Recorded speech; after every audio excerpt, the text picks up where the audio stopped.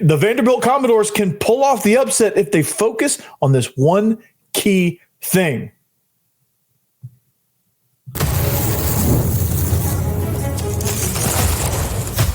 You are Locked On Vandy, your daily podcast on the Vanderbilt Commodores, part of the Locked On Podcast Network, your team every day. Guys, welcome into the Locked On Vandy podcast on the Locked On Podcast Network. I'm your host, Corey Burton. Thanks for making Locked On Vandy your first listen each and every day. We're free and available wherever you get your podcasts and on YouTube as a part of the Locked On Podcast Network, your team every day. On this episode, as we dive further into this matchup, the key component for this matchup is Vandy's ability to keep their composure when shots aren't falling. St. Mary's is extremely tough on defense, and composure and patience will be tested early and often. Can they pass that test? That will be the key. After that, we'll talk about Clark Lee and staff welcoming the team back from spring break, and they're going to resume spring practice. And what are we most excited to see? So for me, it's the live reps. I made a bold prediction before spring break about the wide receivers, and they will be in deep competition versus a very experienced and talented defensive back unit. Also, the battle of the trenches will be interesting as well. Can the defensive line be disruptive and explosive? Can the O-line, which is built with new transfers, can they gel and become an elite unit? We'll answer all of that. So today's episode is brought to you by the all-new 2025 Nissan Armada. Stay with us for the Armada Team of the Week later on in this episode. So we talked about that key element. We talked about the composure. We talked about the matchup with St. Mary's. I think, at first glance, I thought this was a really good matchup. And I still think. I think this is a great matchup for Vanderbilt because I think all of the things that St. Mary's brings to the table as far as defense and physicality and toughness and discipline, I think when Vandy's playing at their peak, they bring every bit of that as well to the matchup. And so this is one of those situations to where I feel really good about how this could transpire for Vanderbilt if they can keep their composure. Now, I know it's real easy to say that they won't because the last 3 games they played were not that at all, but they've had some time. They've had some time to kind of rest, get right. They get Grant Huffman back. I think they feel pretty good about that. Coach Byington feels really good about getting Grant Huffman back. He's a shooter, so that's going to be really, really good. That's going to be really needed because, again, shots are going to be, at a premium. Points are going to be at a premium in this matchup. That's what St. Mary's does. They suffocate you. So here's some of the keys that I see with that, because this is going to be the very definition of a rock fight. This is going to be the very definition of a tough physical matchup, and it's going to be kind of like if I'm giving a football example, one of those physical trench heavy type matchups. So the first thing is to focus on quality versus quantity of shots, right? St. Mary's is tight on defense. So if they focus on getting up quality shots, they can maybe take advantage. And if they can get on a little bit of a run at certain times, then, St. Mary's is the type of team where they're good, they're disciplined, and they can beat you and they can score. They just get in these situations where they can't score in bunches. They can't go on big runs against you. They're not great from beyond the arc. They're not a team that's gonna focus on scoring. They're gonna focus on preventing you from scoring. They're gonna not make any mistakes, and they're gonna force you to make all the mistakes, to lose your composure, to get out of your identity, and to play their style of basketball. Well, the good news for Vandy is Vandy prefers their style of basketball. Slugfest, rock fight, try to get the other team out of their game, and a team that matches up evenly with their identity. I don't think the mental aspect of it, they're not going I don't feel like they're going to put as much pressure on Vandy as a team like Texas, who can score and is pretty electric, like a team like Georgia, who got really hot there at the end, a team like Arkansas, who has NBA type talent on their team, which they can kind of run you up and down the floor, and they're extremely well coached, and teams that can pour it in and early and often, and can score a lot of points in bunches and very streaky. Those are the kind of teams that put Vandy outside of their comfort zone. And so the composure element of this is just that. Like, where Vandy loses their composure, it's against the teams like Tennessee, who can score like crazy. So like they had Tennessee on the ropes at Thompson-Boling Arena earlier in the season. They lost their composure because they felt like in order to beat Tennessee, they had to beat Tennessee at Tennessee's game, right? They had to out Tennessee, which is never going to happen. That's not who Vandy is. And that's not who this team is. So they got out of their own identity. They start making uncharacteristic type plays like throwing the ball away, launching bad shots with people in their face, like not being in good position to rebound as a result of rushing up bad shots, not communicating well on defense, and just kind of losing your mind to where you're almost all five guys are playing isolated and they're not really talking to each other. And it's just like five guys on the court and it looks like pickup basketball where like there's going to be easy drives to the basket because in pickup basketball, you know, if you just met the guy on your team, you know, if you just met the other four guys and you're just kind of like a random loner in a group, you know, you're not always going to, somebody's going to break down somewhere. And so that's where kind of like the lack of composure comes in because they're still not used to playing with each other. And that seems odd to say because like they've been together all season and they've had these big wins to get them to this point. But in the grand scheme of things, they really haven't had a ton of time together. Like there wasn't some like nucleus of guys that, you know, kind of came into the season together and they just added pieces and they had to get those pieces up to speed. This whole group had to learn and is continuously learning how to play as a unit with each other.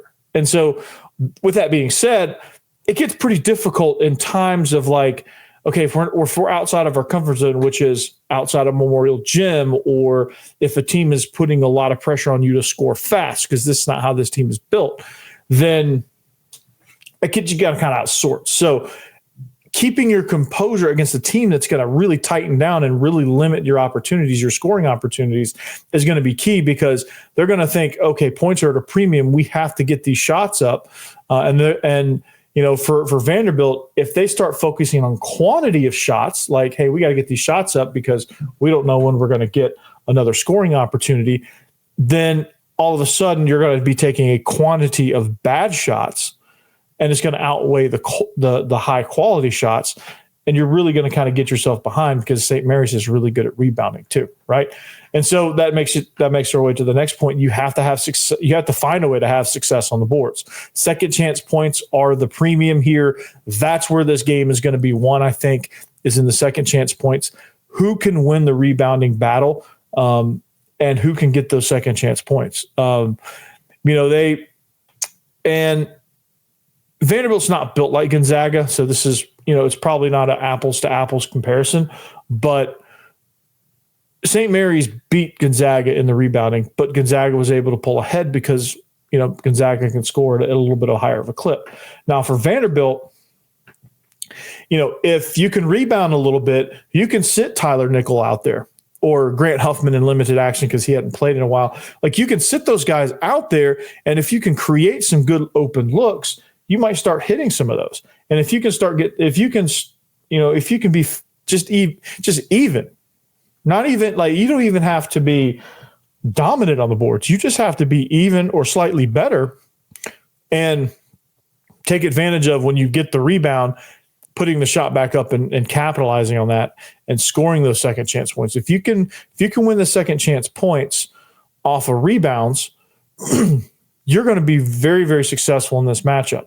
And if you can find a way to dominate the boards, or not even dominate, just have success. And success is breaking even almost on offensive rebounds. Defensive rebounds, very, very similar. But again, points in the paint, getting rebounds off of these shots are going to be important. If you're bricking shots and they're getting rebounds left and right, like Texas was doing, then they're eventually just going to break you down. They're going to start scoring because Vanderbilt's going to start taking shots and they're going to start trying to score. And I know that sounds odd to say they're trying to score, but I say that in a way of like, you know, like when you're hyper focused on achieving a certain task and you can't achieve it because you can't get out of your own way to be able to achieve it. and you just it's like golf. Like when you're hyper focused on every aspect of your swing, you're going to shank the ball even worse, or you're going to snap hook it even worse because you're focused on every little aspect of your swing. If you're focused on, we got to score, and you're hyper focused on, okay, we got to take these shots now, you're going to start your quality is going to go way down. So you got to focus on the quality, find a way to have success on the boards, and get those rebounds and put it back. And then, of course, you have to find and to do that, you have to find an answer for Mitchell Saxton. He's a player to watch down in the paint for them. He's a guy that can definitely dominate the boards if you let him, and he can put some second chance points out there, and he can get the Gales on in a favorable situation to where you can't if you have no answer for him, then he's just going to clean up, and he could probably in this matchup single-handedly beat you and get you to a point to where you really have no chance. And then, of course, Mikey Lewis is the top scorer. He's the guy that if St. Mary's can get him going, they have a really, really good chance at taking care of business against Vanderbilt. So Vanderbilt's got to find answers for them. They've got to make it tough on Mikey Lewis to score. They've got to kind of flip St. Mary's game plan against them. These are, like I said, these are two very similar teams. So they've got to be able to flip that against St. Mary's. They've got to be able to really frustrate them at their own thing, which is playing defense and frustrating you. If you can out-frustrate a team that does that on the regular, then you're going to have success. Because here's the thing you have to also prey on, okay? Here's the thing you also have to take advantage of. St. Mary's did not play the gauntlet of games that you played in the SEC. The SEC has 14 teams in the NCAA tournament for a reason. That's 2 teams away from the entire league in the field. That's absurd that many teams were considered. Whether you want to call it SEC bias, I don't care what you want to call it. But it's impressive that that's happened, and that they've got that many teams in the field. So to run that gauntlet of a schedule, there has to be some sort of battle testedness to it, and there has to be some level of you've had to play elite basketball week in and week out, twice a week from January on. You've got battle scars. You've got all kind of things to show for that. You've got a whole nother level of physical basketball in your repertoire. This, for that reason, is also why I love this matchup, because St. Mary's ain't seen the level of competition they're about to see. From a 10 seed, they're probably thinking this is going to be a cakewalk because Vanderbilt has been on a 3-game skid, but albeit against 3 tournament teams and 3 hungry tournament teams, and it was just bad matchups, bad play. They lost their composure. But if Vanderbilt plays anything like they're capable of playing, even a fourth of what they're capable of playing, which they did in the last 3 games, then Vanderbilt could very well win this one going away. They could very well blast St. Mary's. So, but I'm very excited as we continue to look at this matchup. This is going to be a lot of fun to see just kind of how they operate in that environment. Keep your composure.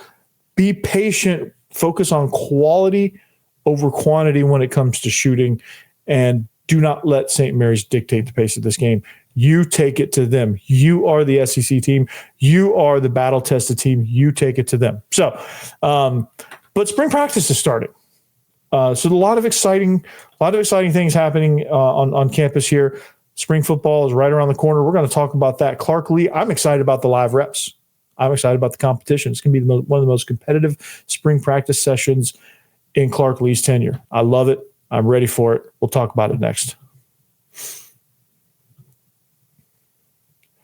But first, the Armada Team of the Week is brought to you by our friends at Nissan and the all-new 2025 Nissan Armada. Each week, our Locked On college basketball experts are picking one team that stands apart. From the top-seeded stars to the unexpected upsets, these guys showcase the strength and sheer power needed to push their team forward. This week's Armada Team and clear-cut team of the week, this week's Armada and clear-cut team of the week, is the Florida Gators. Surprise, surprise, Lance Harbor. Right, the Gators, led by Walter Clayton, 17 points a game, just dominated the SEC tournament, winning each game by at least 9 points. Not only did Florida grab the 4th number 1 seed, but they are the nation's most efficient offense and a lot of people's tournament favorite. So when it comes to the Nissan Armada, they say go forth and conquer. And that's exactly what the Florida Gators have done here, earning that number 1 seed.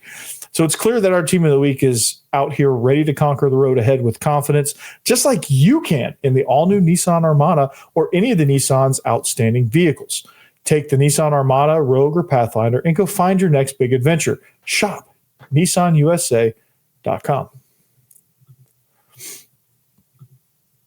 All right, life moves at you fast, especially when you have a family.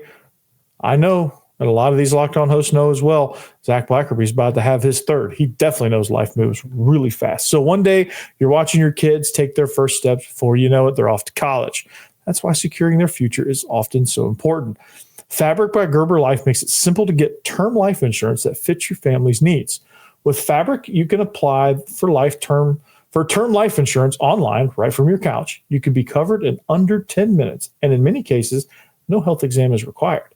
So, as a parent, I want to make sure my family's financially protected no matter what happens. Fabric gives me peace of mind. And you can get $1 million in coverage for less than $1 a day. So, protecting your loved ones doesn't have to break the bank. It's affordable coverage that everybody loves. So, and also, you can go beyond just life insurance. It's not just life insurance. They also offer free digital wills, access to investment accounts to help you plan for your children's futures. So join the thousands of parents who trust Fabric to protect their families. Apply today in just minutes at meetfabric.com/lockedoncollege. That's meetfabric.com/lockedoncollege. Policies are issued by Western Southern Life Assurance Company. Not available in certain states. Price subject to underwriting and health questions.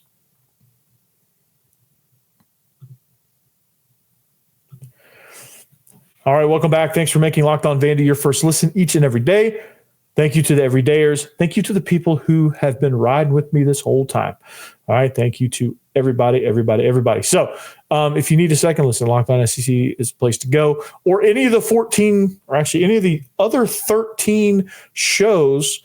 We just got a Locked On Mississippi State show, so make sure you check them out. I don't know if they're producing episodes yet, but they're here. I just met them, so they're obviously ready to roll. So you can listen to any of the other 13 shows that represent teams in the field of 68 in the NCAA tournament. So I suggest you do that. There's some great content out there within this conference. This is the best conference in football and basketball. We're probably going to find out that it's in baseball, definitely softball, and of course, Locked On podcasting.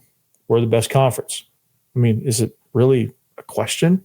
No, it's not. So speaking of what's not really a question, I think what everybody's excited for spring practice in Clark Lee is the live reps. I'm excited for it, right? There's a lot of great competition out there, and there's a lot of things that we're excited to see. And for one, I made a bold prediction. I stand by that bold prediction, by the way, but I made a bold prediction that the wide receivers are going to be productive and explosive. Like, I think that's going to happen. It has to. And the next time I have Juwan, or next time I have somebody else on here, I think honestly, you look at it and you can't help but not think it's going to be, a thing. Like, if you're competing, you're going to have to win those reps. So like at some point, it's not going to be every single time the corners. Somebody's going to get better each and every time. They're going to take the techniques, they're going to study, they're going to watch film, and they're going to get better, and they're going to start winning those reps. And you're going to start to see it even out a little bit. The corners probably early on are dominating. That's probably true, but you're going to start to see that kind of shift a little bit. It has to, just by human nature.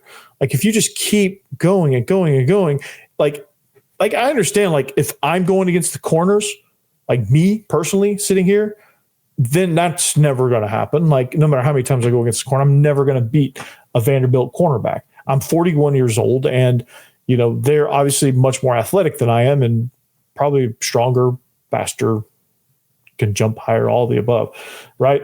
I used to be a pretty good athlete, but never to the level where I was going to beat a SEC level cornerback. So in that case, yes, but these guys are very equal talent wise. And there's some of these wide receivers that physical talent are better than the cornerbacks lining up across from them. But the cornerbacks have the upper hand because their technique is elite and their ability to kind of take the mental upper hand is also elite. So like, I think they have to learn how to win one-on-one with fundamentals first with these wide receivers, because they're still very raw in that department. So like, I think just by continuously competing against these corners, they're going to learn that. And also they're going to get more comfortable within the scheme. So their routes are going to improve. They're probably going to have the opportunity to catch more passes. Like, you're going to see a shift at some point. You just have to. It's just the nature of training. You're going to see a shift. It's not going to be the whole group, but somebody's going to emerge. I guarantee it. I absolutely guarantee it, right? So that's the first battle I'm looking for, the perimeter battle. Wide receivers versus cornerbacks, are really DBs, because safeties are going to be involved in that too. So who steps up? Like, it's just going to be a matter of who, right? I think somebody or two people are going to step up. Like, we know Junior Sherrill's going to be there. I'm not really counting him because he's kind of the incumbent. I mean, yes, could he improve? Absolutely. Would I love to see him move down in the slot for his more natural position, because he's more of a Swiss Army knife type player? I would love to see that. That's how I see him. Now, obviously the coaches know more than I do, and I'm not trying to question the coaches by any stretch, but my opinion, watching him play, from my coach's perspective, right, I love him in the slot because I think you can do so much with Junior Sherrill. I like seeing him in the slot. I think he's somebody that can be really good there. And so that's something that Vanderbilt desperately, this group needs to find guys on the outside, which I think they will. They have a talented group. They're just raw. They're just unproven. We just don't know squat about them right now. And that's not a bad thing, but it does make people feel kind of uneasy about, hey, predicting, okay, talent is eventually going to take over, right? People have got to understand that, okay? And I'll talk about it more here in just a second. I want to tell you about some other things, but we're going to continue this football discussion. So just stay right there. Don't go anywhere. And we'll be right back after these messages. All right, talking about Upwork. Talking about some more money stuff, man. Scaling your business requires the right expertise at the right time. So with Upwork, you can find specialized freelancers in marketing, development, design, plus many, many more other fields. Experts ready to take and help take your business to the next level. Upwork gives businesses flexibility by connecting them with top freelance talent across multiple industries, including IT, AI, web development, and marketing. Whether you need extra hands for a project or a long-term partner, Upwork makes hiring simple and affordable. So you can find all the right talent. If you need help with a marketing campaign, so to speak, Upwork can connect you with a freelance expert who delivered incredible results. They have fast and easy hiring, so post a job is free and simple, and within a day, multiple qualified candidates to choose from. You have a pool to pick from. It's also cost-effective growth, so instead of hiring full-time, Upwork helps you find affordable top-tier freelancers to scale my business efficiently. So visit Upwork.com right now to post your job for free. That's UPWORK.com, Upwork.com, to connect with top talent to grow your business today. Also, Joint Chiropractic, over 900 locations, not 600, 900 locations nationwide. Choose from one, right? They'll get you right. They have personalized plans, customized plans that are customizable visit to visit. Like if you have a certain problem that sprouts up, no problem. We can adjust your plan. We'll fix you right up, right? That's what they do. So a lot of great membership options as well. Joint Chiropractic is the place to go if you need to get adjusted. If you are not feeling right neurologically, they can get you, they can evaluate you and get you on the right track. So make sure you visit them today. You will not regret it. Over 900 locations. There's one near you, I'm sure. Go visit it. I promise. If you're in Bellevue, go visit Dr. Nolan. He's great. The NCAA tournament is here, and so is the Bracket Breakdown. Locked On Podcast Network and Amazon Fire TV channels are teaming up to deliver NCAA tournament coverage like never before. Watch studio shows featuring former players and Locked On's local experts as they guide you through every upset, buzzer beater, and bracket matchup. Stream it all for free on Amazon Fire TV channel. Search Bracket Breakdown to see it all for free. It's your team every day.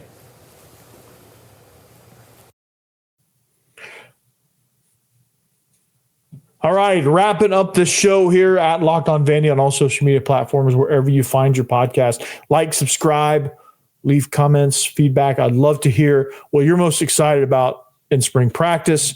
I would love to hear what you think about this matchup against St. Mary's in the NCAA tournament. Are we dancing on to the second round to get a rematch with Alabama?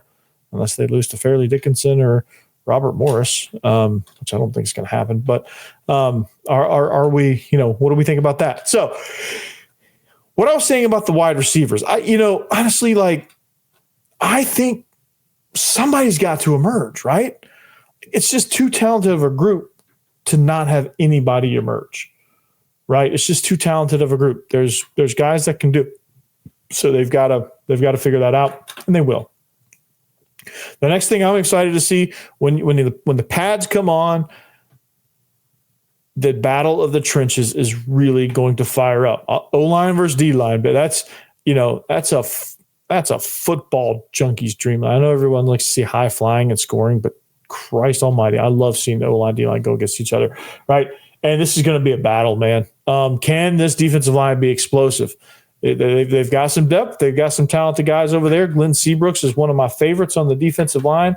Otara is somebody that really kind of stands out. These two groups hadn't really had a chance to shine this spring because not a whole lot you can do without the pads on. I mean, you can do technique work. You can do some pass rush stuff. You can do a little bit of contact. You can, just enough to kind of get your feet wet a little bit, but you can't really evaluate O-line, D-line when you're just in helmets and those lacrosse pads that you get. So you can't really get a whole lot out of it. You can judge athleticism. You can judge, you can still do installs. You can still do a lot of different things. But this is where the real work comes in. All right, can this offensive line gel from that side? Got a lot of transfers in. When I say they're rebuilt, they're rebuilt. They lost a lot of guys from a group that wasn't really all that deep to begin with. And that's just kind of part of losing a bunch of guys after the 2023 season. You just couldn't reload that room fast enough, which is not an indictment on anybody, but it's just the truth. Can they gel? Which that's always a question for any team around the country. Can the offensive line gel? I feel like insert team name here has that question about their offensive line. Can they gel? Unless it's the most experienced group in the country coming back. So this offensive line group is going to welcome probably 3 new starters at minimum and some more shuffling stuff, but they've got more star power there. I really love Jordan White at the center position. I think he brings a lot of experience and a lot of maturity to that group. And he's somebody that is going to be playing on Sundays, and to have a guy like that commanding you from the interior and getting your protections in the right spot, that's going to be so clutch to have that. And so it's going to be a matter of not if, but how they gel. How do these newcomers handle switching sides, as a strong side, a quick side? That's not an easy thing to do. And obviously that's not traditional. Coach K is, he's not a traditional guy, but I love that. Again, just Vandy being unique is that's a thing. That's, they have their identity and they stick to it. And I really respect that a lot. So the question is, can these guys handle that? Who can handle that the best? And that's going to be kind of who's the starting 5. So you got to find your answers. And there's going to be some guys that come in the summer that if you don't have a couple of those positions answered, they can come right in and swoop into those jobs.